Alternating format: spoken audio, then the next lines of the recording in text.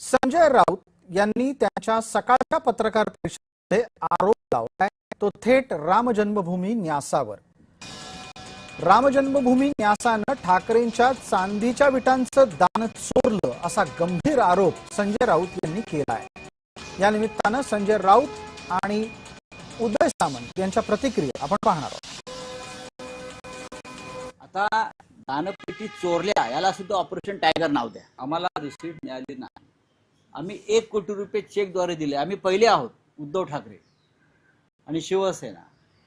जेव्हा ट्रस्टची स्थापना झाली तेव्हा अयोध्येत आम्ही होतो, त्या क्षणी आमच्याकडून 1 कोटी रुपयाचा चेक हा श्रीराम मंदिर ट्रस्टसाठी गेला आणि त्याच वेळेला आमच्याकडून 25 किलोपेक्षा जास्त चांदीची वीट ही पहिली वीट आम्ही त्यांना दिली। या संदर्भामध्ये अयोध्येच्या बाबतीमध्ये एसआयटी नेमली गेली, गोष्टी येतील ना।